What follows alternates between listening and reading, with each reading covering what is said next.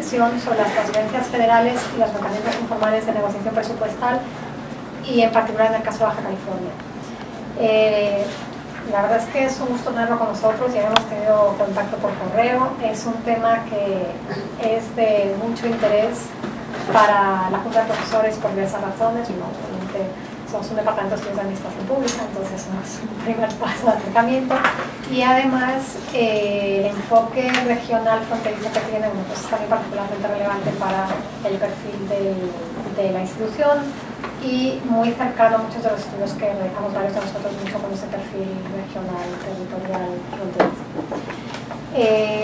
Les voy a dar una breve semblanza del doctor Espinosa y después seré la única palabra para que proceda su presentación.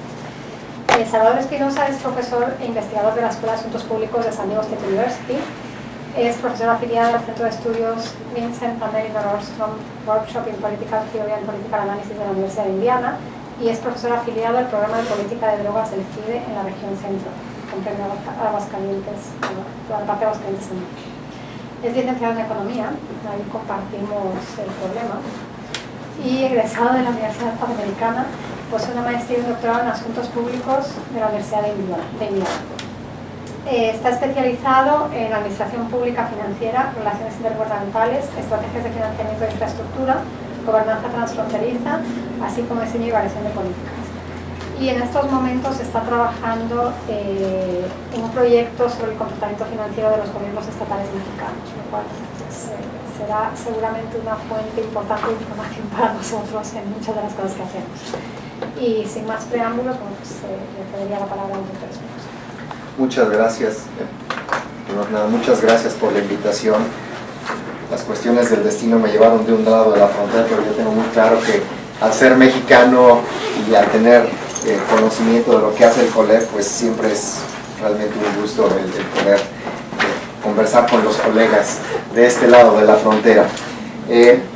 La idea que tengo para el día de hoy es hacer esto un poco una plática informal para comentarles qué es lo que se ha publicado del proyecto que acabas de mencionar, cuáles son los huecos que hay que llenar, porque yo creo que conversar sobre esos huecos es lo que va a dar pie a una agenda de investigación conjunta que vaya más allá de lo que se ha logrado al momento. Tengo una presentación en PowerPoint. Por lo general incluyo más información de la información que es necesaria en la plática, pero esto es porque siempre comparto este tipo de presentaciones con la audiencia, entonces si lo consideran importante o para la página de internet o para distribuirlo vía correo electrónico, esto da más detalles de lo que voy a comentar el día de hoy. Siempre que participo en una presentación voy con objetivos muy claros. El primer objetivo que tengo para el día de hoy es, como les comento, informarles sobre los avances de un proyecto general que se llama la arquitectura fiscal del Estado mexicano. El tema de la descentralización fiscal, el tema del federalismo han sido mi pasión por muchos años. De hecho, mi tesis de licenciatura de la Universidad Panamericana es sobre las participaciones federales, y es algo que es lo que dio pie a mi maestría en Asuntos Públicos en Indiana y básicamente a mi carrera académica. El segundo objetivo que tengo es precisamente iniciar un diálogo con los colegas de la DEAP y con las divisiones del COLEF que tengan intereses académicos similares, porque este es un proyecto multidisciplinario. Este es un proyecto que tiene un componente de políticas públicas, es un proyecto que tiene mucha entrada con temas de ciencia política, de administración pública, de economía. Y el tercer punto, que esto siempre lo menciono, es mi papel de académico como cazador de talentos. Y esto lo comento porque si existen estudiantes a nivel licenciatura, a nivel posgrado, que tienen un interés en este tipo de temas, a mí me interesa mucho ubicarlos, me interesa mucho conversar con ellos, porque el ideal de este tipo de presentaciones es generar un interés tal de que un estudiante pueda decir: quiero hacer una tesis sobre el tema, quiero contribuir a llevar este tipo de asuntos a un punto más allá de lo que ya existe. Y como académico creo que es muy importante tener muy presente este objetivo. El punto de partida para mi plática el día de hoy es algo que la doctora Elinor Ostrom mencionó y publicó en alguna entrevista hace algunos años. Aquí como antecedente, Elinor Ostrom primero es la persona que me llevó a Indiana, es la persona por la que soy un académico, y segundo, que es muy importante, Elinor Ostrom es la primera mujer que gana el Premio Nobel de Economía sin ser economista. Ella lo ha hecho, tuvo una gama muy amplia de investigaciones a lo largo de su carrera, pero uno de los puntos centrales de su agenda de investigación era la cuestión de los incentivos y la cuestión de ir más allá de lo que las reglas escritas nos dicen. Y en este fragmento que tomé de una entrevista que le hacen, ella nos dice precisamente que los economistas, me incluyo porque yo soy economista, mi licenciatura es en economía, tendemos a mostrar que cuando un mecanismo de regulación falla, le tenemos que dar esa responsabilidad al Estado. Pero cuando el Estado tiene esa responsabilidad, nos olvidamos de preguntar cómo se generan los incentivos al interior de las burocracias estatales. Entonces pensamos muchas veces en el Estado como ese ente, en términos muy generales, hablamos del gobierno como un componente del Estado, pero también hablamos del gobierno como un ente muy general, pero al interior del gobierno hay personas, hay intereses, hay incentivos, hay relaciones, hay interacciones que tienen mucho que ver con cómo se diseñan y cómo se implementan las políticas públicas. De ahí que sea tan importante entender esos incentivos y comprender cómo funcionan las burocracias de los estados. El contexto de mi investigación, y este es en términos muy generales, yo veo dos grandes temas en los que estoy trabajando donde puede haber un vínculo muy claro con el COLEF. El primer tema, que no es un tema en el que vaya yo a profundizar el día de hoy, es la cuestión de mecanismos binacionales de financiamiento para infraestructura transfronteriza. Es cruces fronterizos, energía transfronteriza, ahí hay varios proyectos de investigación ya publicados de los que hablaré en una subsecuente participación. El tema que me ocupa el día de hoy es la arquitectura fiscal del Estado mexicano, que es la segunda columna. El punto de partida fue, uno fue mi tesis doctoral, dos fue el artículo del que voy a hablar un poco más adelante, que es Money Sticks Where It Hits, que es un artículo que se publicó en el Journal of Latin American Policy. Y el segundo punto es el caso concreto del estado de Baja California. ¿Por qué el caso concreto de Baja California? Porque lo que yo les platiqué el día de hoy, hay que tomar en cuenta que Baja California es un estado con con sus incentivos, su localización geográfica, y no podemos comparar o generalizar que lo que sucede en un estado como Baja California tiene que suceder necesariamente en un estado como Chiapas, como Oaxaca, como el Estado de México, como el Distrito Federal. En el largo plazo, lo que me interesa con este tipo de investigación es integrar un modelo de comportamiento de los gobiernos estatales mexicanos. Entonces la pregunta que queda en el aire es ¿hasta qué punto podemos utilizar el caso de Baja California como un referente para intentar explicar una pregunta más general, que es ¿qué es lo que motiva a los gobiernos estatales para comportarse financieramente de cierta manera? Y las implicaciones que esta investigación tiene, pues se pueden llevar al tema de la administración pública financiera, a temas de diseño institucional, a temas de economía política o a temas inclusive de análisis económico del derecho. Lo que voy a comentarles el día de hoy va a interrelacionar tres proyectos concretos. Los primeros dos proyectos ya son investigaciones publicadas que me gustaría poner a su disposición y a disposición de los estudiantes, que es donde ya reviso con mucho detalle la literatura y es donde empiezo a generar los argumentos teóricos y empíricos para la investigación. Y el tercer proyecto es un proyecto en curso, que es precisamente el proyecto de generar un modelo que nos permita comprender los cimientos institucionales del federalismo fiscal mexicano. ¿Cuáles son los cambios que hay que hacer en ese arreglo fiscal para lograr ciertos objetivos? Voy a comenzar platicando brevemente sobre la esencia del artículo que publiqué en Latin American Policy en 2011, las interrogantes en esa investigación fueron hasta qué punto las transferencias no condicionadas, que en México las conocemos como participaciones federales, afectan las decisiones de gasto de los estados. La segunda interrogante es si debemos esperar que la magnitud de ese efecto sea la misma en todas las entidades. Y es lo que les comentaba, si una entidad, pensando en cada uno de los estados mexicanos, reciben por ejemplo un incremento similar en sus participaciones federales per cápita, podríamos o deberíamos esperar que el impacto en el gasto vaya a ser el mismo. Ahí es donde encontré, como les voy a mostrar, que no es el caso. Y la tercera interrogante es, ¿qué factores explicarían las posibles diferencias en el impacto en los estados? Entonces, si va a haber diferencias, que las hay, ¿qué es lo que explica esas variaciones? Antecedentes, y esto lo voy a comentar muy brevemente, es, se ha publicado mucho al respecto, pero no se ha publicado lo suficiente sobre el caso de México.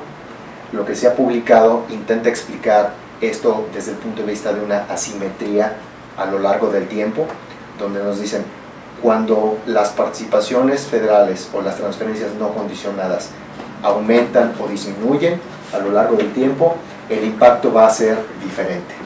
Pero en el caso de México, al menos en el periodo de tiempo que yo estaba considerando en esta investigación, con excepción de un año, que fue la crisis de 95, las participaciones federales no han sufrido ninguna contracción. Entonces los estados siempre reciben o lo mismo o más. El segundo caso que documenta la literatura es las asimetrías entre casos, que es comparar el efecto del mismo evento en diferentes estados. Pero esto es lo que no se ha hecho en el caso mexicano. Y cuando se ha hecho en el caso de otros países, utilizan modelos agregados. Entonces es una aproximación sumamente cuantitativa, pero como nos dice Shamagankar, los modelos agregados tienden a asumir que el efecto es el mismo y no capturan esas asimetrías. Precisamente este es el problema. Yo puedo generar una regresión y decirles, yo estoy viendo un impacto, pero entramos al asunto de que hasta qué punto Chiapas y Baja California van a hacer lo mismo, y no lo son. ¿Por qué es importante este asunto? Si nosotros lo pensamos desde el enfoque de la política pública, pues nos da elementos para evaluar cuestiones de equidad y eficiencia en el sistema de coordinación fiscal en México. ¿Por qué queremos saber sobre esto? Porque independientemente de si el pacto existente es un pacto funcional o no, es un pacto que necesita adecuarse a las realidades de un federalismo que al momento tiene muchas limitantes y tiene muchos inconvenientes desde el punto de vista fiscal. La pregunta que hay que resolver es, ¿responderían los estados de igual manera a un cambio en la política de transferencias intergubernamentales? ¿Sí o no? Pues vamos a suponer que se da una reforma, que se da una propuesta de cambio al sistema de coordinación fiscal. ¿Cómo afecta eso a los estados? ¿Los va a afectar de igual o de diferente manera? Entonces, la hipótesis de trabajo que yo tengo toma como punto de partida el efecto del papel matamoscas, muy conocido, que es si existe un aumento en el ingreso, ¿cómo va a afectar eso? Si es un aumento vía ingreso o es un aumento vía transferencias federales. La tesis de trabajo es que el impacto de esa transferencia va a ser diferente entre estados. Y eso es algo que pude demostrar en el proyecto que fue publicado en Latin American Policy. Y el tercer punto es, esta es parte de mi hipótesis, la posición relativa de los estados en términos de ingreso es relevante al momento de evaluar ese impacto. Entonces, no es lo mismo un estado rico como el Estado de México que un estado pobre como el estado de Chiapas. Entonces, el punto de partida es el argumento que dice que el efecto de una transferencia va a ser mayor en estados con un menor nivel de ingreso. No me voy a detener mucho en el modelo, pero este modelo es el modelo que fue utilizado en esa investigación para iniciar la discusión. Se excluyó al Distrito Federal porque, por muchas razones, el Distrito Federal, para comenzar, no es un estado, no tiene municipios, tiene un régimen de excepción en términos de la distribución de recursos federales, etc. Este modelo que nos está diciendo cómo se puede comparar y cómo se puede abandonar esa idea de que el impacto va a ser un impacto lineal entre los estados, obviamente tiene limitantes. Una de las limitantes es la dificultad de comparar las cuentas públicas de los estados. Estamos hablando de una base de datos que fue antes del régimen de armonización contable, que incluso muchos estados todavía no han llegado al punto donde podemos comparar las finanzas, la cuenta pública del estado A con el estado B. Entonces, esto es una limitante que precisamente me llevó a pensar en un estudio de caso muy concreto. Ahora, dadas estas limitantes, pude lograr una gráfica como la siguiente. Este modelo lo que nos está diciendo, me voy a levantar un momento para mostrárselos, agrupa a todos los estados mexicanos por nivel de ingreso.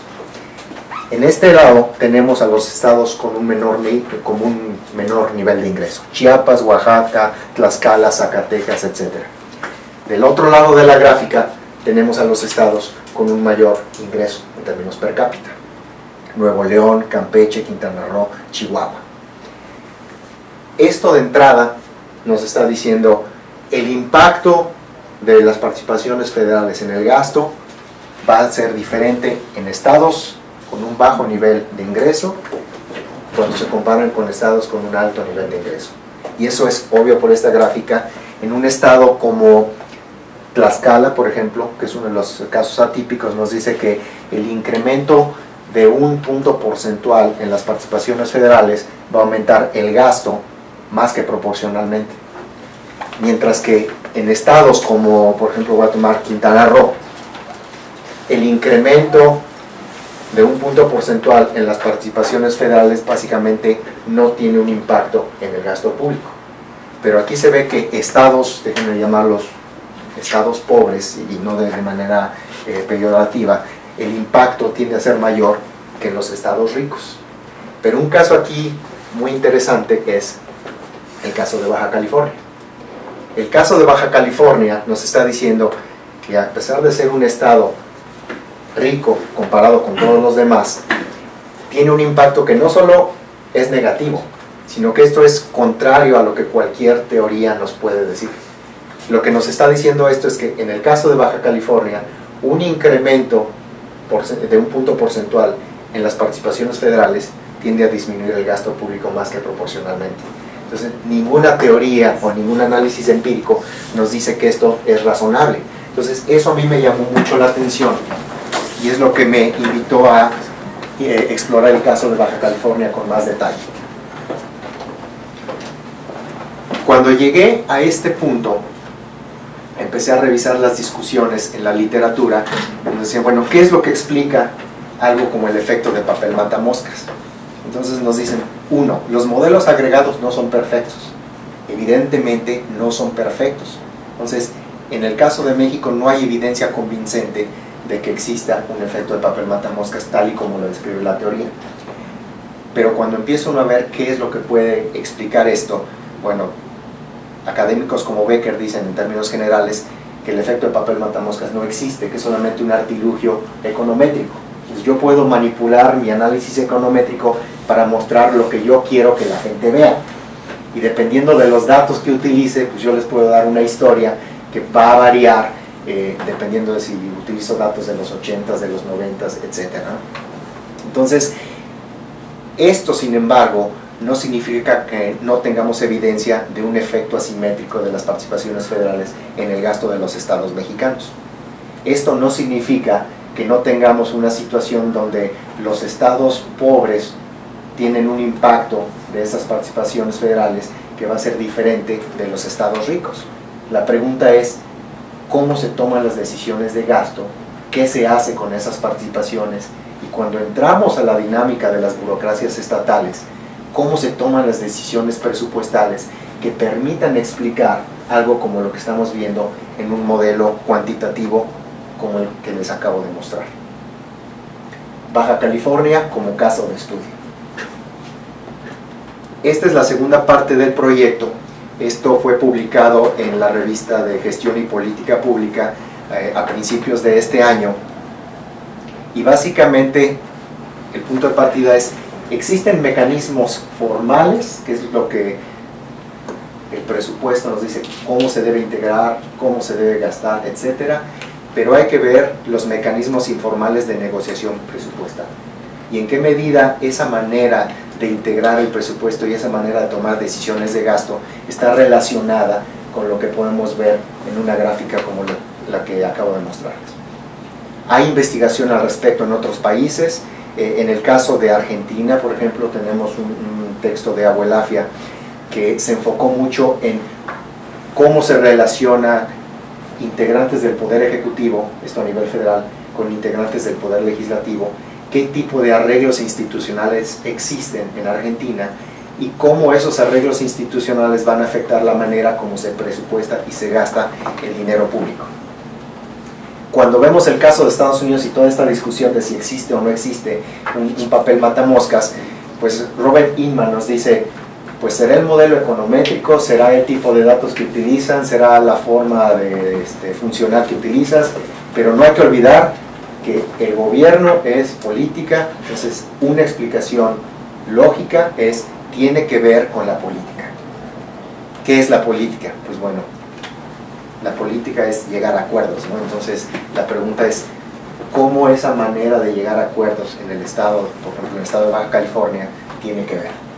Para entender cómo puede influir esto en las decisiones presupuestales, tenemos que saber quiénes son los actores relevantes, cómo interactúan, cuáles son los factores que inciden en la definición de objetivos presupuestales y si es razonable pensar que hay una variación significativa de estos factores entre los estados.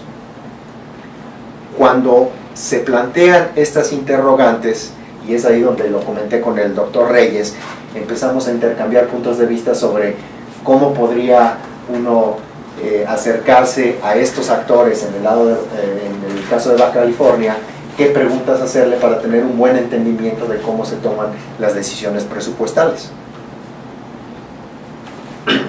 La metodología que utilizamos no hablamos de un modelo cuantitativo, lo recuerdas, ¿no? Que esas mismas dudas que les estoy comentando ahora, siendo economista, pues son dudas que siempre tengo de decir, bueno, la parte cuantitativa es un instrumento, puede ser un instrumento muy sólido, muy convincente, pero siempre tiene que complementarse con un análisis cualitativo, con un análisis que nos permita platicar con los actores en el caso de esta investigación. Entonces, se utilizó un método cualitativo que es un muestreo basado en cadenas de referencia. Cómo funciona esto es, uno tiene una lista de temas sobre los que quiere uno investigar. En el caso de Baja California, las personas con las que era necesario entrevistarse eran personas que tuvieran un muy buen conocimiento del sistema de coordinación fiscal, punto de vista técnico, no solamente ideas generales, ¿no? Entonces eso limitaba mucho la población objetivo.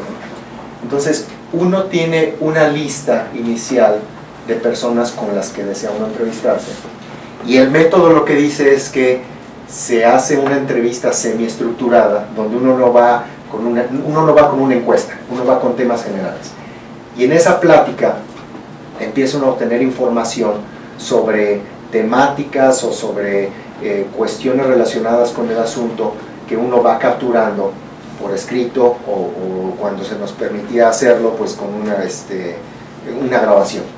Al final de esa entrevista se le preguntaba a la persona si él podía ayudar a establecer un contacto o a dar la referencia de otro funcionario o exfuncionario o asesor o líder político que conociera a fondo la temática.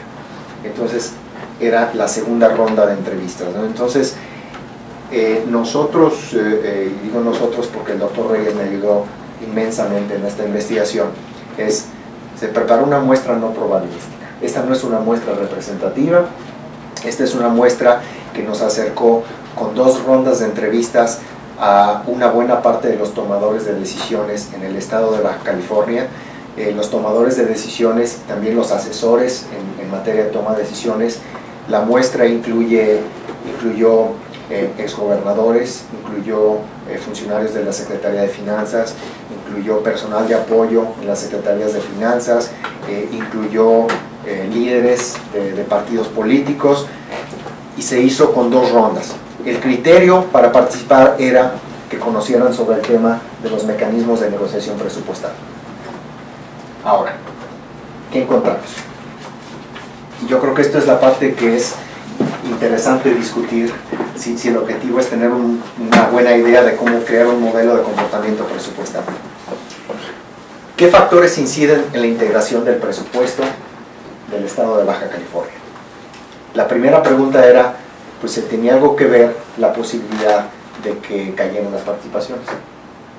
Y prácticamente todos dijeron que no, porque el diseño institucional en este momento existe un fondo, que es un fondo de estabilización para las finanzas de los estados y los municipios, que dice que si por alguna razón las participaciones federales van a caer, entonces ese fondo lo que va a hacer es compensar al estado o al municipio para que no sufra una pérdida. Entonces esto no era un punto trascendental al momento en que ellos se reunían a tomar decisiones sobre cómo se iba a gastar el dinero el siguiente año.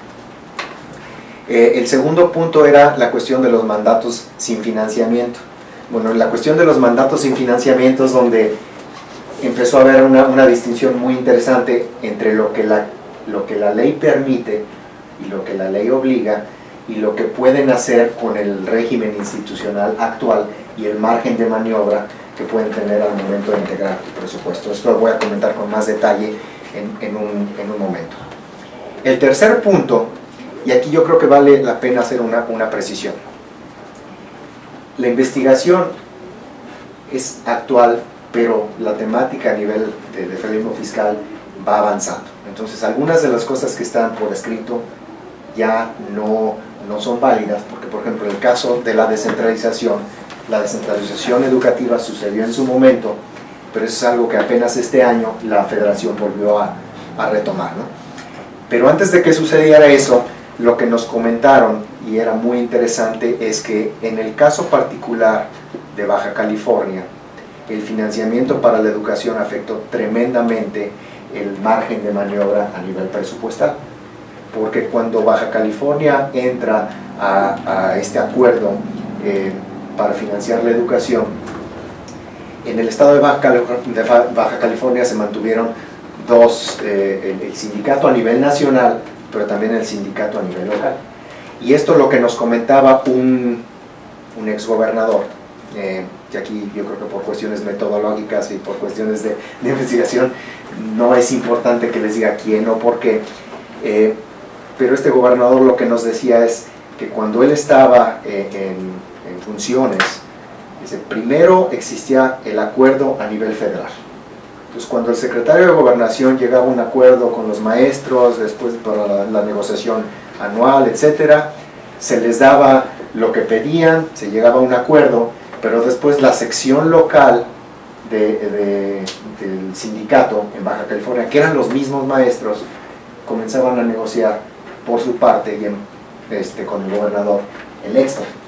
Entonces ese extra nos decían que no era cubierto con los fondos federales, porque la Secretaría de Educación Pública decía, bueno, yo te doy los fondos para que cubras los acuerdos a los que yo llegué, pero cualquier cosa que tú negocies con las secciones locales, pues ahora sí que es asunto tuyo. Entonces, en el caso de Baja California, eso causó muchos problemas en términos del margen de maniobra presupuestal. Y aquí es donde empieza uno a pensar, esto no sucedió en lugares como el Distrito Federal, porque en el Distrito Federal, pues los maestros en ese momento eran todos cobijados por la parte federal, ¿no? Entonces el gobierno del Distrito Federal no tenía que desembolsar un peso para pagar la educación, y es donde empieza uno a ver lo que sucede en un estado no necesariamente sucede en otro, y va a generar incentivos y resultados distintos. Entonces, ¿qué sucede?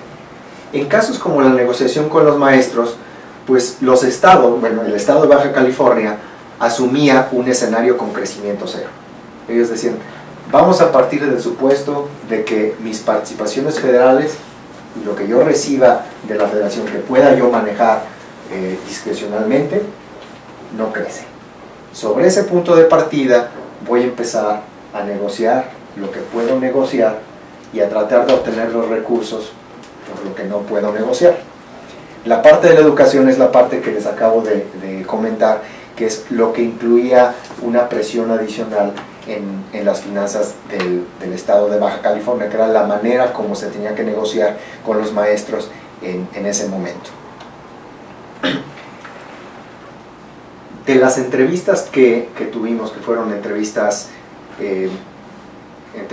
muy extensas, entrevistas con mucho lujo de detalle, empezamos a comprender las estrategias formales, pero también empezamos a tener una idea clara de las estrategias informales, que no por esto van a ser ilegales, ¿no? Simplemente uno hace lo que la ley no prohíbe. En términos de hacer lo que la ley no prohíbe, pues los estados, y aquí sí hay, no solamente es el caso de Baja California, comienzan con proyecciones muy conservadoras. Lo que llegue de más es discrecional, y lo que llegue de más es discrecional si se puede invertir en infraestructura. Entonces, lo que hacen los estados es, yo sé que voy a recibir cierta cantidad de dinero, porque es lo que todo me hace pensar que va a haber un aumento.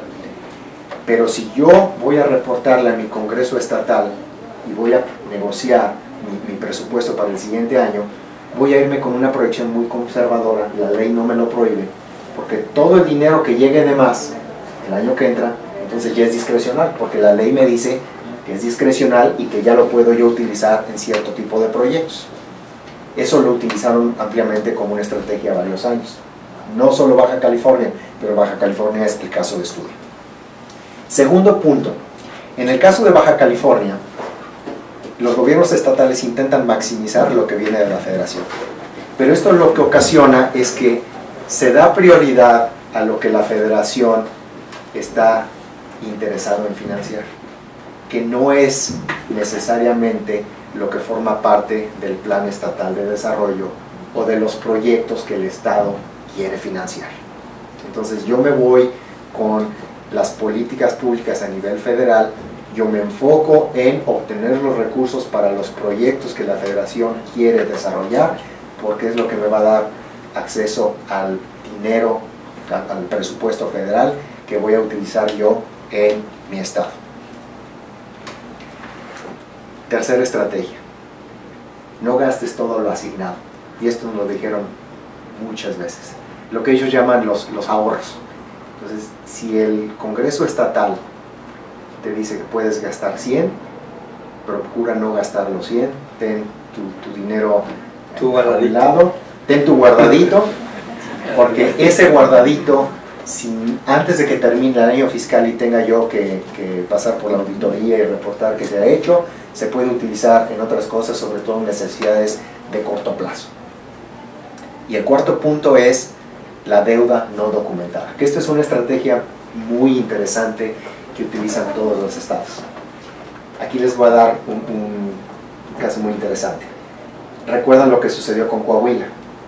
Que Coahuila llegó un momento en que tenían una deuda estratosférica. Lo que sucedió en Coahuila es que gran parte de ese dinero era deuda no documentada, que, insisto, no por ser no documentada es ilegal. Lo que sucede aquí es que los tiempos presupuestales son por un año. Lo que el Congreso estatal autoriza es por un año, y lo que el Congreso estatal audita es por ese año. Pero si yo como gobernador solicito un préstamo a la banca comercial, pero lo pago en un mes, o lo renegocio para que me den otro préstamo en ese mes, pues como es antes del final del año fiscal, pues yo ya tengo acceso a esos recursos para necesidades de corto plazo. Lo que yo tengo que hacer es pues pagar la comisión y pagar los intereses, pero esto se vuelve un juego de papeles, un juego de, yo tengo un documento donde me prestan 1,000 millones de pesos, los devuelvo en 15 días, pero me vuelven a prestar 1,000 millones de pesos, etc. Eso no tiene que ir a Hacienda, eso no tiene que ir al Congreso estatal, pero eso a mí me da un margen de maniobra para necesidades de corto plazo que los estados aprovechan mucho. Ahora, el siguiente punto es las estrategias informales. Y esto es algo que a los estudiosos de la ciencia política les interesa mucho. A mí como economista me interesó enormemente, porque cuando uno tiene a funcionarios públicos diciendo así es como actuamos nosotros para tener acceso a recursos y tener margen de gasto, esto a mí se me hizo muy interesante. Nos decían los exgobernadores y los funcionarios, aquello que los políticos usan de llamar la habilidad política existe, es muy cierta y tiene mucho que ver al momento de negociar los recursos. ¿Qué cuenta? Un Estado o un gobernador o un funcionario público que está involucrado en el tema de atraer recursos para financiar al gobierno de un Estado, cuentan las relaciones previas de esa persona, estamos hablando de equipos de trabajo muy conjuntados, cuenta el acceso a información privilegiada, que ese acceso a información privilegiada muchas veces está al interior del Congreso, al interior de las comisiones, al interior del gobierno federal, y esto hace tan importante que un gobernador tenga tanto interés en que personas afines o personas de su equipo de trabajo estén en posiciones clave en el Congreso o en el gobierno federal, porque son las personas que saben de antemano qué es lo que va a suceder. Entonces, esto es importante porque si se dan cuenta, ya me alejé totalmente de ese modelo que les presenté primero, que era cuantitativo y eran números y eran cifras. O sea, ya aquí es las entrañas del gobierno estatal y de la toma de decisiones. Tercer punto, la representatividad da poder. Y cuando nosotros comenzamos a preguntar, bueno, ¿y esto qué significa? Pues bueno, la representatividad es con cuánto apoyo y con cuántos votos llega el gobernador del estado a la posición donde va a empezar a negociar. Yo he escuchado mucho que los gobernadores estatales se enfocan mucho en la cuestión electoral. O sea que gran parte de su trabajo es ganar elecciones, y cuando uno lo ve desde la dinámica del gobierno central, pues uno empieza a hacer una serie de conjeturas y de tesis que tienen que ver con la gobernabilidad. Pero aquí el asunto es que si el gobernador y su equipo de trabajo cercano pueden tener la representatividad que necesitan, eso les da cierto margen de maniobra para gastar los recursos de cierta forma y en ciertos proyectos. Entonces aquí el gobernador ya tiene esa visión de cuáles son las cosas que quiere lograr y cuáles son los recursos que él tiene que bajar del gobierno federal, del gobierno estatal, etcétera, para poder llevar a cabo lo que él quiere hacer. Y el cuarto punto, todo esto está relacionado, es el tratar de poner gentes afines a su plan de gobierno en el Congreso. Entonces, estos 4 puntos son muy interesantes porque esto es información detallada que fue compartida por funcionarios y exfuncionarios del gobierno del estado de Baja California en sesiones que, si hubiesen sido públicas, no nos hubieran dicho lo que nos dijeron.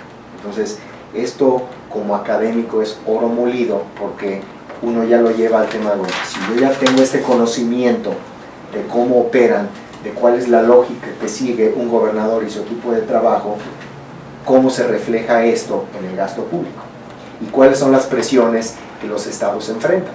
Otra presión que los estados enfrentan es, y esto tiene que ver con la gran dependencia del gobierno federal, es el gobierno federal tiene interés en construir un hospital. El gobernador del estado sabe que esos son recursos federales para construir el hospital. ¿Y qué sucedió en Baja California? No recuerdo el caso concreto, pero fue en Baja California. Se construyó el hospital, pero los recursos federales cubren el hospital. ¿Y quién va a pagar? Las enfermeras, los médicos, el equipo, las sillas. Ah, bueno, eso no estaba contemplado, entonces eso ya le toca al gobernador. Pues como el gobernador no tiene los recursos formalmente asignados para ese tipo de proyectos, ¿qué es lo que va a hacer el gobernador? ¿Quién está de diputado en el Congreso? Si es un diputado de Baja California en la Comisión de Hacienda, pues yo creo que ese es un punto interesante, porque ese diputado puede dar información sobre qué fondos en el presupuesto de egresos de la federación se pueden destinar al mantenimiento o al financiamiento de esa obra. Segundo punto, lo que se llama derecho de picaporte.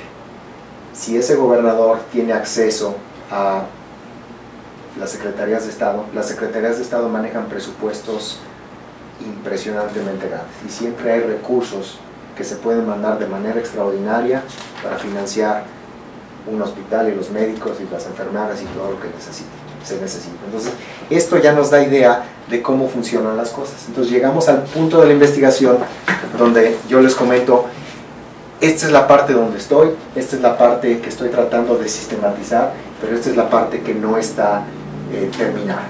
Este es donde está el proyecto, que es, si mi objetivo es crear un modelo, ahora sí en términos generales, que nos explique el comportamiento financiero, no solamente del estado de Baja California, sino de todos los estados mexicanos, entonces uno comienza con cuáles son los actores y cómo interactúan. Entonces, con la información recabada, esta plática lo que nos dice es, ¿qué sucede en México? Tenemos la negociación presupuestal. ¿Cómo se juega esta negociación presupuestal? A nivel federal está el Poder Ejecutivo y la relación al interior del Poder Ejecutivo, del presidente con su secretario de Hacienda, con el subsecretario de Egresos. El subsecretario de Egresos es una figura clave a nivel nacional en términos de cómo se va a ejercer ese gasto. Y esto lo saben los gobernadores. Del lado, a nivel estatal, el gobernador utiliza su relación y su acceso con el presidente, si lo tiene, o con ese subsecretario de Egresos, no es con el secretario de Hacienda, es con el subsecretario de Egresos. Utiliza esta puerta de entrada para tener conocimiento, información y acceso a fuentes extraordinarias de financiamiento. Después, el gobernador también va a tener una relación que aquí no está expresado formalmente, pero también tiene una relación con el poder legislativo, con ciertas personas. Y cuando yo les hablaba de que representatividad es poder, entonces no es solo representatividad en el Estado, es representatividad al interior del partido político al que pertenece el gobernador. Porque si el gobernador tiene esa representatividad, por eso pensamos aquí en el gobernador de un estado como alguien que está muy interesado en la cuestión electoral al interior del estado, porque eso le da representatividad al interior de su partido. Aquí un vínculo que no estaba expresado anteriormente es el presidente de partido en México es muy importante porque el presidente de partido es el que va a asignar posiciones clave al interior del Congreso. Entonces, esto desde el punto de vista, ahora sí ya pensando como académico, de un análisis de redes, esto nos puede dar una idea muy clara de cómo se toman las decisiones y hasta qué punto podemos generalizar lo que sucede en un estado como Baja California a algo que pueda explicar con más detalle lo que sucede en cada uno de los estados del país. ¿Y qué con todo esto? Bueno, aquí es donde ya comienzo a concluir mi presentación. ¿Qué implicaciones tiene todo esto en términos de las asimetrías en el impacto de las transferencias? Uno, podemos empezar a vislumbrar un modelo, por eso puse aquí como función, donde la mayoría de los estados del país tienen fuertes presiones presupuestales. Es el diseño institucional que tenemos ahora. Se depende de la federación al punto de que un número aproximado es 90 centavos de cada peso que reciben los estados proviene de fondos federales, ¿no? Entonces es muy importante ese acceso a recursos extras para complementar los que ya tienen. Entonces si nosotros pensamos en un modelo ya general, ¿cuáles son los factores que van a determinar ese acceso a recursos extras? Entonces el acceso a recursos extras como variable dependiente es función de las cosas que yo les acabo de comentar. Entonces, si uno regresa al punto de vista de vamos a hacer esto cuantitativo, el reto es cómo podemos operacionalizar esas variables. O nos podemos mantener desde el punto de vista cualitativo y reproducir el esquema que se hizo en Baja California para otros estados. Pero es donde las dos visiones, la cuantitativa y la cualitativa, tienen que ir de la mano, se tienen que ir complementando, porque una le provee elementos a la otra para tener una visión más completa de la realidad. Y el segundo punto es ¿cuáles son los factores que inciden o que influyen en esa capacidad de negociación? Que en la literatura en inglés es lo que le llaman leverage.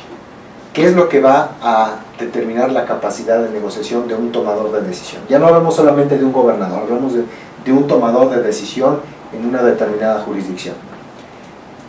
Es la parte electoral lo que le va a dar esa capacidad de negociación, es el acceso a áreas clave del gobierno federal, que es la entidad que concentra la mayor parte de los recursos, o es esa habilidad política y técnica que le va a permitir conocer cómo se puede maniobrar presupuestalmente durante un año para lograr lo que se está planteando en materia de gasto público.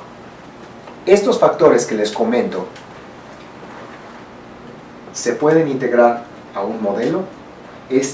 La historia de Baja California lo que nos da es suficientes elementos para tener una lista de factores que se tienen que explorar desde el punto de vista comparativo con otros estados para saber si lo que influye en un estado no influye en otro, pero también nos permite identificar aspectos importantes del caso de Baja California, que por ejemplo en el caso de la educación, que antes de que se volviera a centralizar, pues era algo particular del caso de Baja California. Lo que sucedía aquí en términos de financiamiento de la educación no sucedía en otros estados. Entonces eso influye en el impacto de una transferencia en el gasto público de Baja California, porque cuando la transferencia federal llega, Baja California ya tenía compromisos de gasto que otros estados no iban a tener. Y eso se va a reflejar en un modelo cuantitativo como el que les acabo de mostrar. Entonces, lo que intento hacer, y con esto concluyo, es, si el objetivo es intentar generalizar lo aquí expuesto a otros estados del país, ¿por qué lo queremos hacer? Bueno, se tiene que hacer o se intenta hacer para explicar qué incentivos y qué restricciones enfrentan los gobiernos estatales al momento de presupuestar su gasto. Segunda, si existen variables comunes, si hay algo que afecte a Baja California, que también afecte a Veracruz, a Chiapas, a Chihuahua, a Baja California Sur. Tercer punto, si lo cualitativo es la historia que acabo de contarles, puede dar pie a un modelo cuantitativo. Por eso les decía que las dos metodologías tienen que hablarse. Los modelos mixtos es algo que hago mucho. Si la parte cualitativa puede dar pie a un modelo cuantitativo que explique los cimientos institucionales del federalismo mexicano. Entonces, esta es la parte con la que concluyo. Si la intención es generar políticas públicas para cambiar la estructura del régimen federal en México, uno tiene que comenzar por realmente comprender el andamiaje del federalismo mexicano. Y al entender ese andamiaje, como académico, yo lo estoy haciendo desde el punto de vista del análisis institucional. El análisis institucional nos dice cuáles son los actores, cuáles son los incentivos, cuáles son los mecanismos legales y cuáles son los mecanismos informales que hacen funcionar ese andamiaje institucional. Cuando uno tiene una buena idea de cómo funciona, es donde uno puede comprender qué se puede cambiar para lograr qué y hasta qué punto los actores relevantes van a estar a favor o en contra de esos cambios. Pues yo con esto concluyo. Si hay preguntas, espero poder responderlas, pero como les comento, esto no es un proyecto terminado, este es un proyecto en curso y es un proyecto en el que me interesa muchísimo tener un diálogo con el COLEF para poder continuar esto de manera coordinada. Gracias. Muchas gracias, Salvador.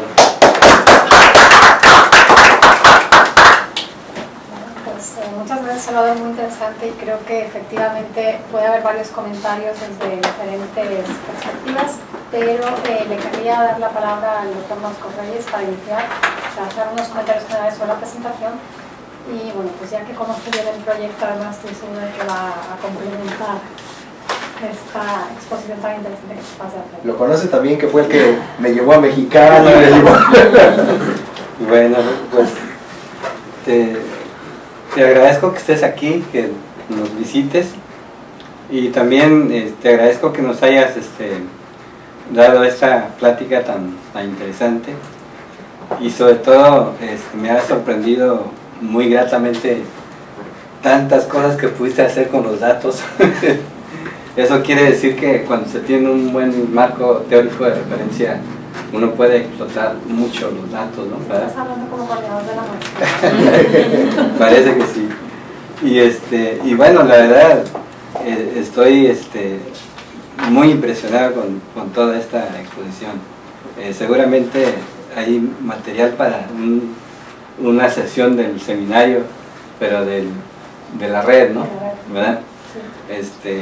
Ya más tarde te platicará Sara de la idea de la red, pero sí me gustaría a lo mejor programar una sesión ahí para tener una retroalimentación, digamos,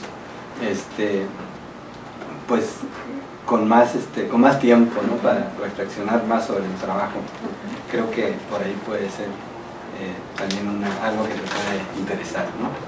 El tema, la verdad, yo también me interesa mucho.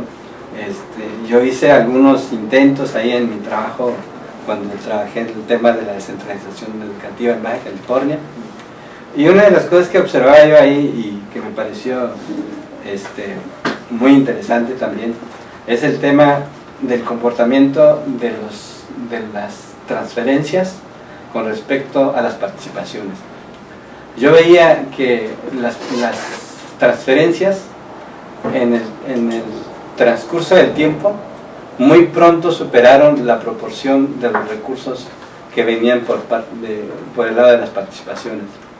Entonces una pregunta que yo planteaba ahí era, ¿no será que por la vía de las transferencias, como son recursos condicionados, se estaba acotando un poco el espíritu del federalismo?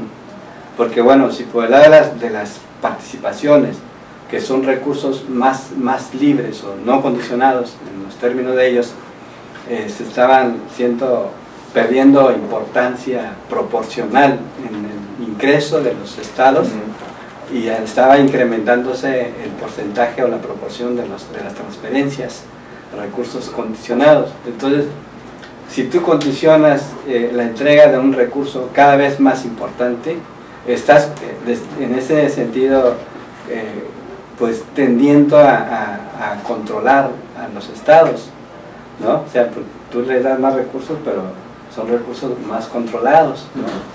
Porque estaban condicionados a los temas de la transferencia, ¿no? ¿Verdad? Bueno, pensando en eso, me parece que una de las cosas que pudiera ser interesante en tu trabajo es analizar el comportamiento de ambos rubros por separado, ¿no? Quizás porque pensando un poco en el componente de las participaciones, ya ves que tiene un componente importante la recaudación fiscal federal en el estado, ¿no? En los estados, y que refleja en última instancia el nivel o la dinámica de crecimiento económico de la entidad, ¿no? Y entonces, a mayor actividad económica, pues mayor recaudación de impuestos federales, digo, actividades que están relacionadas con la tributación federal, ¿no? Entonces, quizás ese rubro, el rubro de las participaciones, se explique más, o su comportamiento se explique más por el comportamiento de la economía en general, del país y del Estado en particular, ¿no? Entonces, por eso me parece que pudiera ser interesante verlo por ese lado. Y por el lado de las transferencias, estos recursos entran en una lógica, me parece, un poco distinta, porque, digamos, primero son recursos que están programados en el presupuesto, pero en función de criterios de asignación que responden a la necesidad de financiar los servicios o las funciones que fueron transferidas en el marco de la descentralización. Entonces, te fijas, tiene más que ver con todo esto que tú platicas de la lógica de interacción política entre los actores federales y locales, ¿no? Entonces, por eso creo que sería interesante analizarlos por separado. Bueno, esa es una primera recomendación que a lo mejor pudiera servir, ¿no? Bueno, La otra parte, cuando hablabas de lo que la ley no prohíbe, me pareció interesante esa parte, y también me pareció interesante en el sentido de que dice, bueno, es que el Estado o el Poder Ejecutivo básicamente presupuesta con una expectativa muy baja de crecimiento de las aportaciones federales o de los recursos federales, con la idea de poder negociar con el Congreso, ¿no? ¿verdad? Pareciera entonces que bueno, ya no me quedó claro si se negocia después con el local o con el federal, ¿no? Pero suponiendo que sea con el local y que se pudiera pedir, o sea, incrementar o negociar recursos adicionales, me parece que ahí yo creo que hay que poner cuidado en esa afirmación, porque pareciera que no hay una relación o no hay un canal de comunicación entre el Congreso local y el Congreso federal, porque bueno, ¿quién asigna las transferencias a los estados? Pues el Congreso federal, y entonces al final de cuentas alguien va a tener la información correcta sobre las estimaciones que van a llegar, ¿no? Bueno, creo que por ahí habría que revisar con cuidado esa parte, ¿no? Bueno, la parte de la conexión entre la afinidad y la oposición política, creo que también deberíamos de revisarlo con cierto detalle, porque uno pensaba antes que cuando estaba el PRI en Baja California, los recursos fluían hacia Baja California en este esquema de negociación política de manera un tanto pues ágil, no había problemas para que los recursos llegaran, pensando que había afinidad política entre el gobierno del estado y el gobierno federal, ¿no? Bueno, y sobre todo porque los actores que negocian, o actores fuertes que negocian, como es el caso del sindicato de maestros, también eran parte del mismo partido, ¿no? O sea, eran miembros del mismo partido, entonces como que todo se negociaba en familia, por decirlo así, ¿no? ¿verdad? Cuando llega el PAN, y también hay dos administraciones federales panistas, pues parece que las cosas ya no son tan claras, o sea, debería de haber condiciones en el nivel federal que permitieran una cierta bonanza a nivel estatal, ¿no? Porque bueno, ya son ambos del mismo partido, ¿verdad? Entonces, por eso creo que también sería interesante seguir un poco la pista en ese sentido, ¿no?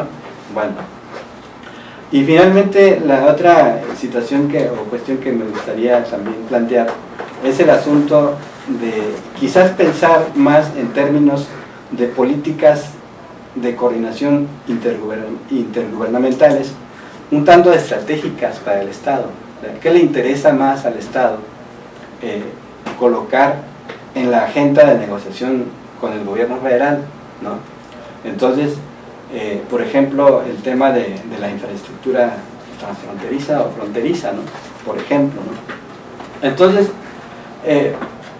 quién sabe, a lo mejor no le interesa tanto ver el tema del combate a la pobreza, por decirlo así, porque supone que Baja California está más o menos, no es que no haya pobreza, pero está más o menos mejor posicionado que estados como Oaxaca, ¿no? Y entonces el propio tema de la educación, entonces me parece que a lo mejor también sería interesante revisar un poco por programas estratégicos, programas importantes o prioritarios para el gobierno del Estado, y que en el marco de la relación que se arma o que se estructura alrededor de esos programas es lo que le conviene más o le interesa más al gobierno del Estado negociar, ¿no? Y una vez que tú veas en el mapa de prioridades de políticas de coordinación intergubernamental, vas a encontrar quizás temas o programas que estructura una lógica distinta a los programas que no son tan importantes para el gobierno del Estado, para los gobiernos de los estados. Entonces creo que por ahí también pudiera pudiera ser interesante, ¿no? ¿Verdad? Bueno, y el tema de las restricciones y los incentivos creo que también es algo fascinante, ¿no? Por todo lo que tú planteas ahí. Pero, ¿no será que cuando tú reveles el secreto, se va a perder el encanto? Porque acuérdate que las instituciones informales viven hasta que no se formalizan. Y entonces, justamente tienen su valor porque se ocurren en la informalidad, no porque esté prohibido exactamente, pero son cosas que ocurren en la informalidad y que, bueno, una vez que yo sepa cómo negocia un X gobernador, pues ya no le voy a dar la oportunidad de que me gane en esa cancha informal, ¿no? Y entonces, no sé, pero a lo mejor sería interesante pensarlo en esos términos también. Cuando tú reveles el secreto, pues ya se termina la temporalidad de un mecanismo de negociación informal, ¿no? Bueno, esas son mis primeras reacciones, pero estoy puesto para la segunda sesión. Muy bien. No sé si quieres responder o alguien más hacer una vez. Respondo rápidamente antes de que se me olvide la idea. Sí. No puedo responder puntualmente porque hay mucha información en lo que Marcos comenta. Creo que tienes toda la razón en todos esos puntos en términos de lo que se puede hacer. Yo creo que aquí, nada más como reflexiones, primero, en términos de las transferencias condicionadas, RAM 33 versus las participaciones. Aquí el asunto es que tiene que ir junto con pegado.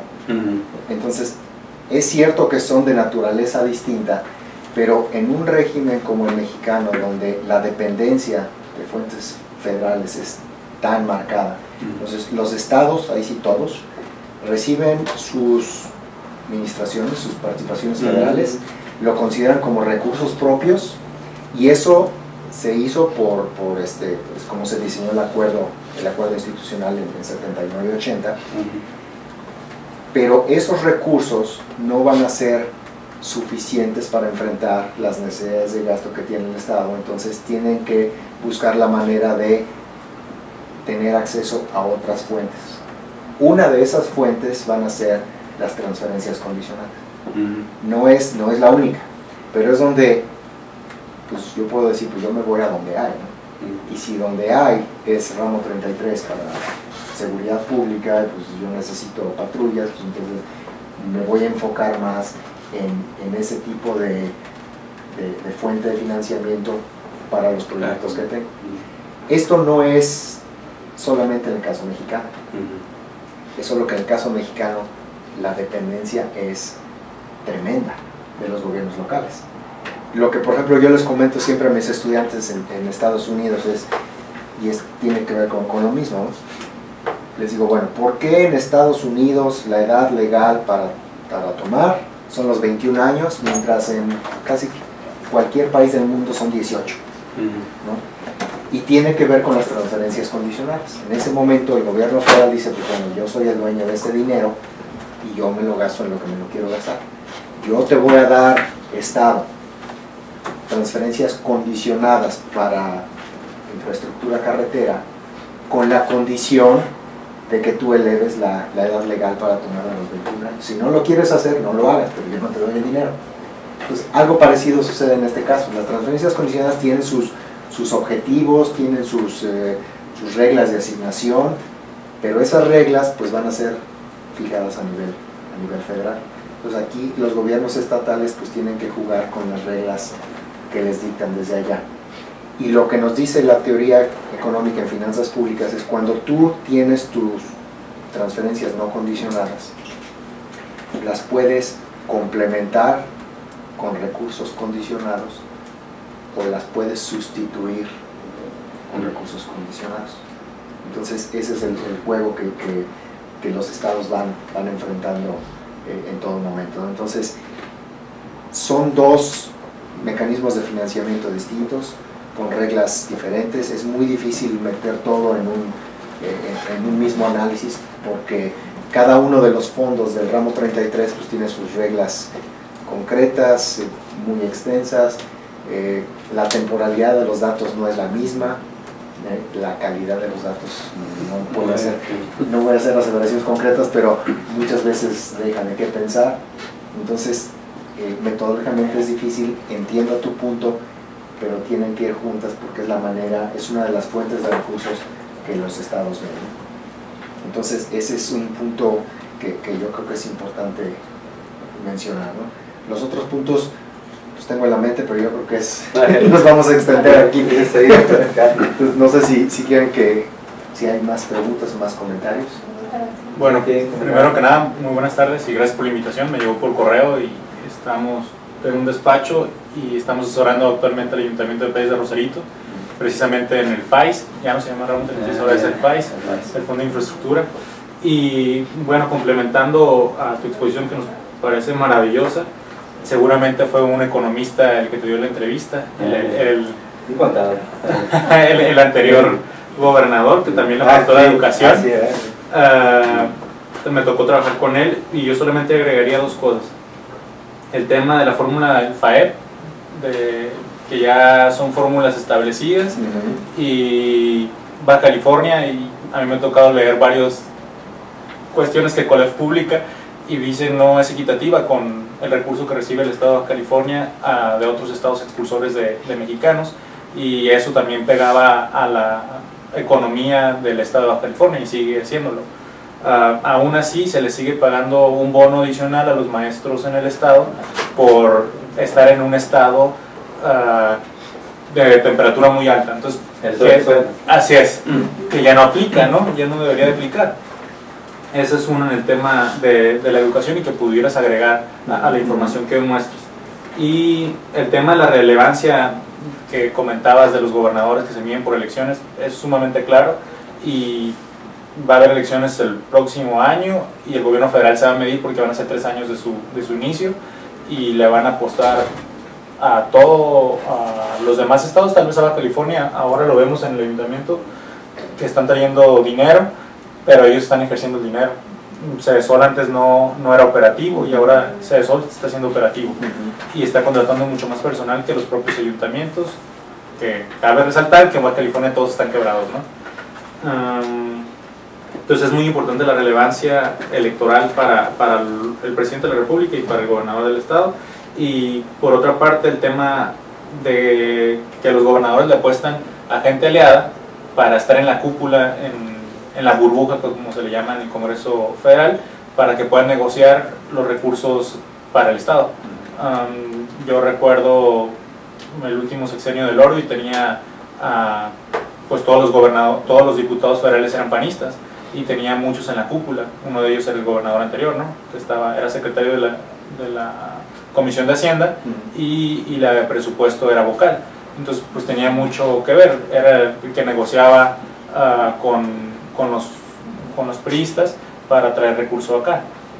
Entonces creo yo que es bien importante en los puntitos que nos dabas en el diagrama a asignar el tema de acomodar a diputados que sean muy inteligentes y que tengan esa habilidad, porque muchas veces son nuestros representantes, pero no les sirven como deberían. Como dicen, no hay 500 diputados, pero quienes trabajan son 50 tal vez, ¿no? O 100, porque son los tomadores de decisiones. Entonces yo lo dejaría hasta ahí y te agradezco mucho darnos la oportunidad de escuchar.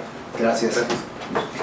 Yo creo que aquí es bien interesante que también esta narrativa que sea acorde a lo que tú estás viendo desde la perspectiva municipal, ¿no? Porque es donde pueden encajar las cosas o pueden no encajar, ¿no? Entonces, aquí yo creo que la estrategia es, el académico muchas veces, sobre todo con cierta perspectiva, piensan en los modelos teóricos generales y después los tratan de bajar a la realidad. Yo lo que estoy haciendo es voltear esto, es primero entender la realidad, con la narrativa tiene que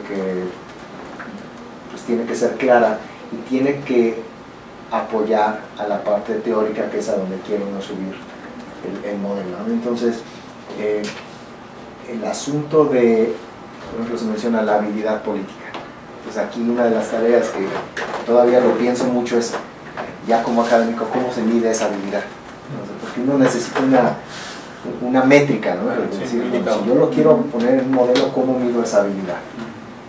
Y es donde piensa uno, bueno, no es tanto la habilidad en lo personal, sino los resultados en términos de cuáles son las personas clave que tengo yo de mi equipo de trabajo en posiciones que me permitan tener acceso a esos recursos, ¿no? Y eso es, en la manera como opera el federalismo mexicano, eso es clave. Y cuando desde fuera nos dicen, en México la política es de grupos, muy cierto, porque uno ve grupos pues, en el Estado de México, en Hidalgo, porque esos grupos cuando están bien conformados ya es llevarlos a puntos clave, porque es lo que te permite la gobernabilidad y el acceso a recursos para ejercer la acción pública, que de esto se trata todo. Entonces, para mí es muy importante escuchar este tipo de comentarios, ¿no? Que me permiten validar lo que estoy presentando en este momento. Y un punto, lo mencionaste también, recordé lo que comentó Marcos, es sobre los mecanismos informales. Entonces yo repito que lo informal no necesariamente es ilegal, ¿no? Entonces tú decías, bueno, es que si tú pones de manifiesto y explicas cómo se hace lo informal, pues te van a cerrar, van a saber que lo haces y ya no te van a permitir hacerlo. Pero estas cosas de informalidad no se viola la ley en ningún momento, porque algo que nos decían en Baja California es, hay controles y cada vez hay controles más fuertes, entonces el gobierno estatal no hace lo que quiere, o sea, hay contrapesos, hay auditorías, pero pues si lo legal me dice que el presupuesto se fija en un año, pues yo no voy a tener al Congreso estatal revisando mi cuenta día 1, día 2, día 3, entonces es donde como estrategia yo puedo utilizar más el corto plazo para decir, bueno, voy a contratar un crédito con la banca comercial, ese crédito lo utilizo para salir del problema cuando está uno quebrado y tengo que pagar nómina, y simplemente lo voy a renegociar antes de que termine el año fiscal. ¿Por qué? Porque si yo llego al final del año fiscal y ese crédito con la banca comercial ya se canceló, pues yo no hice nada ilegal, y no es ilegal, es informal porque también no está contemplado en la ley, pero es un poco el trato que yo tengo con los tomadores de decisiones, y las decisiones en materia de gasto y de cómo enfrentar las necesidades de gasto que tienen los funcionarios clave, ¿no? Y yo creo que ese es el punto. Sí. Pues ahora voy yo. Me guardé el final porque siempre es la mejor parte. Fíjate que yo, igual que estamos en la mesa, creo que realmente es muy interesante, y creo que en varios niveles, ¿no? Igual dan ganas de hacer comentarios en la parte más real, más operativa, porque uno ve las cosas, en la parte metodológica y en la parte abstracta. Y creo que tiene mucho que ver con que son temas que son difíciles porque uno requiere ser prácticamente como un monje de la antigüedad, de ir construyendo la información. Ya parece que estás escribiendo, copiando casi a mano, porque la información es realmente muy difícil de obtener. Y creo que es muy acertada la opción de trabajar con, igual, de formación de economista, igual que tú, supongo, y bueno, es economista, aunque no parezca a veces, quiere disimular, pero sí. Creo que una de las cosas que de haber estudiado economía probablemente es que si puedes ir más allá de quedarte en lo que es nada más la metodología económica, empiezas a trabajar estas cosas más cualitativas, y que es ver la realidad y que es platicar con la gente y cómo yo puedo tipificar eso. Por eso luego nos inventamos esa genialidad de los tangibles y los intangibles, porque hay tantos intangibles que luego siempre acabamos estudiando intangibles como estas cosas. Entonces yo en esa lógica creo que efectivamente me parece muy interesante la entrada a partir de esa gráfica de los outliers, porque son muy reveladores de muchas cosas. Y me parece que el otro gran apunto es empezar una construcción de abajo hacia arriba. Yo trabajo en desarrollo regional y sistemas productivos locales. Entonces, bueno, pues es lo mismo, pero en sector productivo. En pocas palabras, muchas de las categorías que uno acaba estudiando en los clústeres y en los sistemas y demás es relaciones de poder, relaciones de transferencia de recursos, Y muchas de las categorías que, no, es que el sector público es una cosa y que el sector privado y el sector social es otra, ahí son personas moviendo intereses en un sentido o en otro, y bueno, pues esas lógicas acabas trabajando con lógicas de redes, jerarquías dentro de las redes y todo ese tipo de cosas que creo que sobre todo para la parte económica después te explican por qué el modelo te da lo que te está dando y por qué tienes outliers. Entonces eso creo que es un gran acierto. Por otro lado, me parece que tienes elementos muy importantes en la discusión de la homogeneidad y heterogeneidad, y como dice Marcos, yo creo que esto sería para una sesión de estar 3 días encerrados discutiendo con algunos puntos, pero otra vez me parece que ustedes mismos han estado mencionando ahora las homogeneidades y las heterogeneidades, y que el hecho de trabajar con Baja California creo que hace más obvio eso en el siguiente sentido. Es un estado que efectivamente, bueno, pues en un marco general tiene que ajustarse a las normas generales, y siempre estamos gritando y peleando que somos muy diferentes y por qué tenemos que estar con el mismo traje que tiene todo el resto del mundo, porque eso de que one size fits all nunca funciona. O sea, eso somos que nunca le queda nada. Entonces, de alguna manera, eso es la parte que hace la federación y que tiene sentido porque, digamos que la función de la federación es nivelar ciertas condiciones mínimas. Tampoco puede permitirse que cada quien haga lo que quiera, como quiera, y que tengamos digamos, llegando a ciertos niveles de desarrollo y ciertas cosas y otros en unas situaciones pues, francamente inaceptables. Entonces, esa parte sí es comprensible. Creo que mucho de la discusión en un sistema como este es, bueno, ¿dónde está el justo medio en que no estás perjudicando tampoco esas iniciativas locales de desarrollo, por ejemplo, sea municipal, sea estatal, porque llega un momento en que ese techo empieza a inhibir las posibilidades de continuar un modelo que ya está en cierto nivel de avance. ¿Qué quiero decir con eso? Y eso es muy claro, por ejemplo, a mí se me hace más claro, porque como empecé a dar clase de la maestría se me hace más claro eso. No, si uno tiende a dar la enseñanza nada más en el nivel promedio, bueno, pues obviamente va a haber gente que en términos reales se está rezagando. Entonces dentro del grupo, pues a veces tú a ciertos centros tienes que empujar más porque van más adelantados y si los dejas, pues se duermen ahí. Y a otros los tienes que jalar. Entonces creo que es un poco la misma lógica de lo que estamos viendo ahí. Entonces yo ahí mi pregunta va un poco en este sentido y de contrastación de la hipótesis. A mí se me hizo muy interesante que los outliers sean Nuevo León, Oaxaca y Baja California.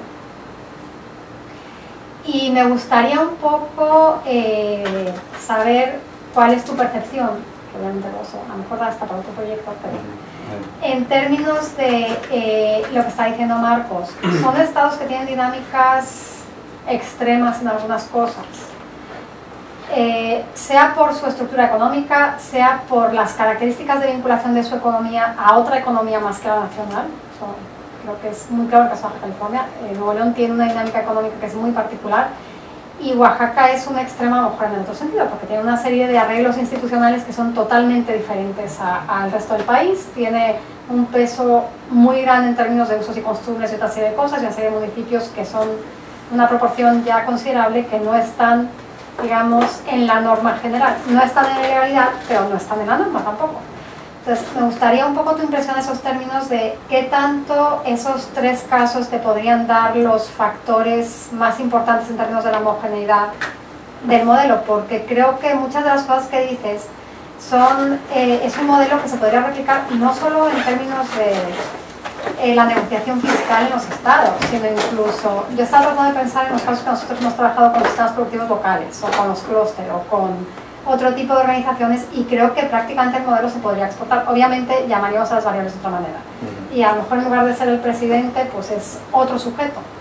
Pero creo que el modelo es muy consistente en términos de lo que vemos en diferentes organizaciones, donde tú tienes un factor de coordinación horizontal y un factor de coordinación vertical que está implicando ciertas normatividades y ciertos arreglos vertical y horizontal, y donde trabajas con esas lógicas de niveles micro, meso y macro, de relación y definición de normas. Entonces, pues sí me gustaría un poco tu opinión respecto a, porque o yo soy muy optimista o ya los veo definidos ahí. Creo que sí tienes esa criba ya entre los factores que podrían ser más generalizables y los que no. Yo creo que el reto va a ser encontrar los factores que pueden ser generalizables.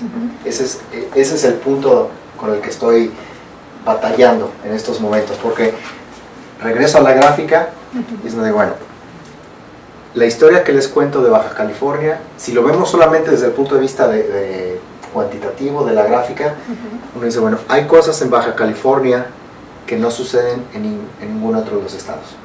En este periodo, que fue 93-2003, yo no tengo los elementos para hacer una aseveración clara en este momento, pero desde el punto de vista contable, lo que sucedía en términos de cómo registraban la información en Baja California era diferente a la de otros estados, ¿no? Entonces, eso es algo que está reflejado aquí. Aquí parte de lo que estamos viendo es una cuestión contable, porque lo que Baja California registraba como un ingreso propio, otro estado lo iba a registrar como otra cosa, ¿no? Entonces, como esto es solamente un modelo cuantitativo, entonces eso se está reflejando aquí. Pero cuando uno ve los casos, los otros outliers, efectivamente, algo está pasando en Nuevo León, algo está pasando en Oaxaca y algo está pasando en Baja California. Y eso va más allá solamente de cómo contabilizar la información. Es qué es lo que sucede en estos estados que les da acceso a cierto tipo de recursos. Entonces, la historia que yo les conté para Baja California, ¿hasta qué punto explica estos dos estados? Que es lo que está haciendo Baja California, o por ejemplo, los problemas que tiene Baja California en esta muestra con los maestros, que era la negociación dual. Pues existía algo parecido en Oaxaca, pues quizá no existía como tal una sección local y una sección federal, pero nosotros lo vemos, qué es lo que está pasando en Oaxaca con los maestros. Es una problemática real que tiene que ver con lo que sucede en Oaxaca. Ahora, en términos de factores generalizables o no generalizables, cuando uno compara la realidad con la teoría, lo que nos está diciendo esto es, con esta lógica de la negociación informal, que no necesariamente es ilegal, los estados con menor nivel de ingreso pueden complementar sus recursos o participaciones con otras fuentes.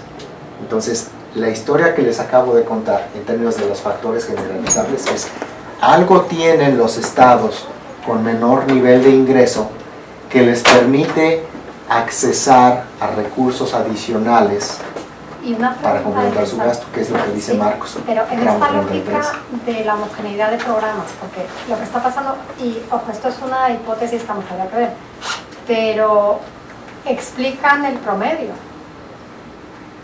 Entonces, probablemente, sí, o sea, son, entonces, ¿qué tanto sus planes y sus objetivos no están mucho más alineados directamente con lo que sería el plan nacional? Porque efectivamente son más, digamos, el modelo general o el traje general.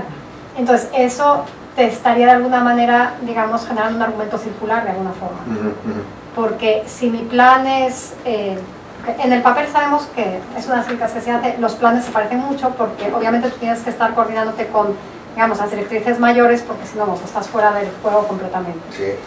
Pero digamos que en cierto grado puedes estar coordinado en la forma y en el fondo.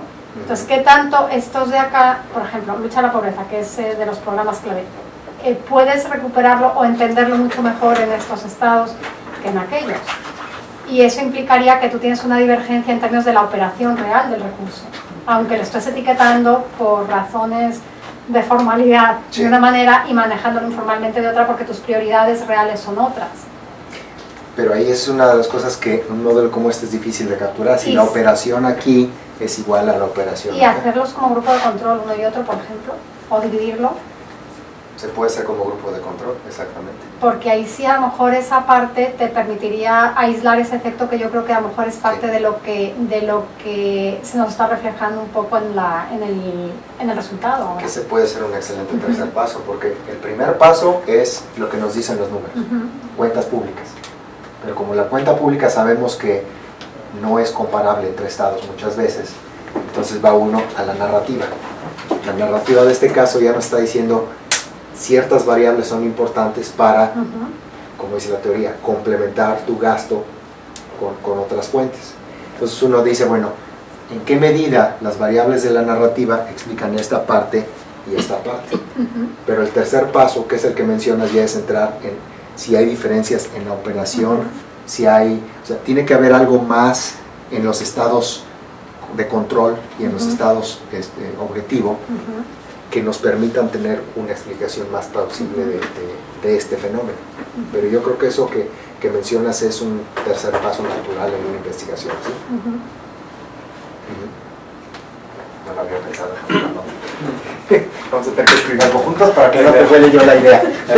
No, la verdad es que es muy interesante porque son cosas de las que efectivamente salen, por poco que estés relacionado con asuntos de políticas públicas en el Estado, inmediatamente te empiezan a brincar esas cosas, pues que yo decía a ustedes que andan materiando con eso todos los días, pero y que yo lo veo a veces incluso, uno de los problemas que hay en Baja California, que luego da ganas de llorar a veces, es ver cómo otros estados que en principio en ciertas áreas están menos posicionados, bla, bla, bla, bla, y son capaces de bajar muchos más recursos. Tú vas a ver pues, tu checklist de características, capacidad de la gente, calidad de los proyectos, bla, bla, bla, bla, y no encuentras la diferencia. Entonces, una hipótesis que sale de esto y que sería muy interesante es, bueno, la diferencia a lo mejor es la congruencia con los objetivos generales, que hace que se prioricen ciertas cosas. Y entonces ahí, bueno, pues a lo mejor la tirada o la estrategia local tendría que ser de otra manera, o sea, cómo yo puedo pues darle la vuelta a eso, ¿entiendes tú? La congruencia o la falta de congruencia. O la incongruencia, exacto. O la incongruencia. Algo muy interesante como anécdota, pero que también refleja lo que sucede aquí, es que uno de los entrevistados, yo no soy ni a favor ni en contra, no me meto en cuestiones políticas cuando analizo estas cosas, pero obviamente por el tipo de muestra y por el periodo de tiempo, pues estamos hablando de administraciones que eran contrarias al presidente de la República. Uno de los entrevistados estuvo involucrado en la negociación porque Baja California, cuando comienza a ser un estado de oposición, pues el argumento es: estamos recibiendo menos dinero de lo que debemos recibir. Estamos hablando de tiempos donde la información no era tan pública como es ahora. Estamos hablando de tiempos donde los estados no sabían cuántas participaciones les tocaban, porque los cálculos todos venían de Hacienda y ahora están en línea, antes no.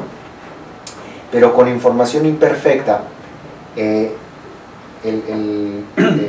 este funcionario pudo demostrar que realmente el estado de Baja California perdía y que había llegado al punto a donde a Baja California no le convenía estar coordinado con la federación. Y ahí lo que sucedió fue ya una cuestión netamente política. Tú estabas presente, no sé si recuerdas que mencionó la palabra éucase. Sí. Entonces estaba reunido con el presidente de la República y dice que cuando se presentan los datos, la reunión terminó con el presidente de la República diciendo: esto es un éucase, y que eso en Rusia es lo que diga el zar. Y fue una negociación que fue un edicto que le dio a Baja California acceso a recursos extraordinarios para complementar la falta de recursos que tenían por la cuestión de las participaciones en ese momento. Entonces eso se puede reflejar en este tipo de modelos, pero es algo muy particular en un momento de tiempo que le sucedió a un solo estado.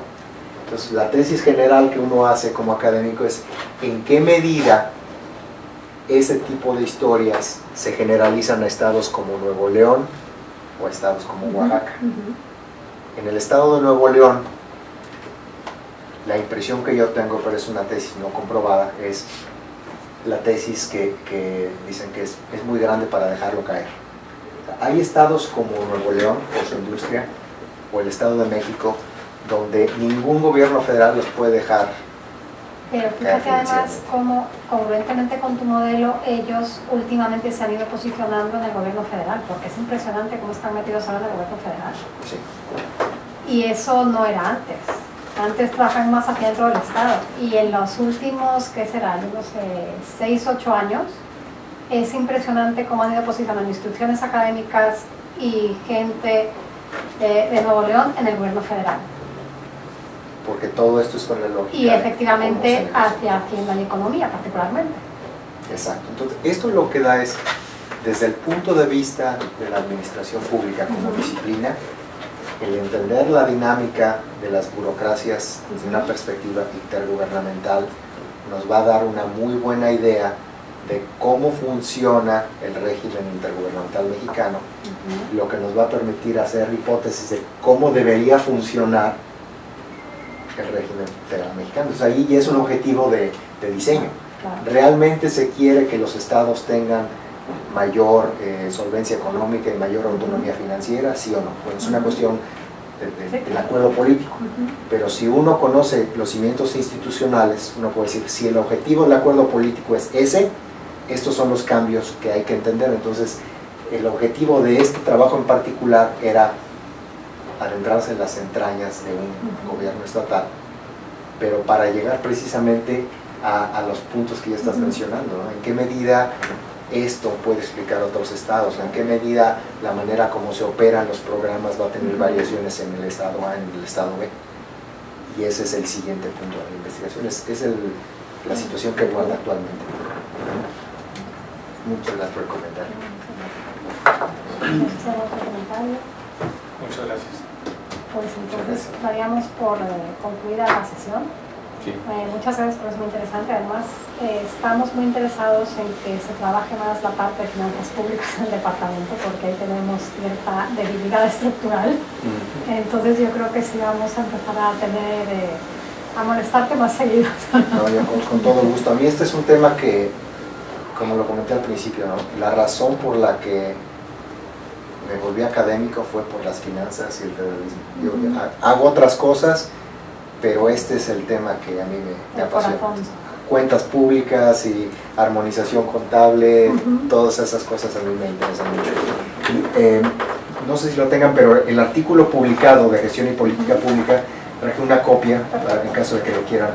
Sí, nos lo habías compartido antes. Sí, nos parece enviado. Ah, perfecto. Y de todas maneras vamos a subirlo a la página. Si nos deja otra presentación, igual la subimos a la página del departamento para que esté en las sesiones. Es la misma que me mandaste, ¿no? Sí. Es la misma que tengo. Y bueno, pues yo igual querría agradecer si hay personas conectadas por internet que nos han estado escuchando. Y si alguien quiere preguntar algo, si todavía están bien. Sí, si quieren preguntar algo, lo tendrían que enviar por correo. A ver, ¿cómo? Y entonces, bueno, pues ya nosotros le haríamos llegar a Salvador para responderles, porque la conexión directa no la tenemos porque no está en videoconferencia. Entonces, pero con mucho gusto, igual solicitudes sobre el artículo, la presentación, pues igual se las enviamos. Y otra vez gracias por estar con nosotros el día de hoy.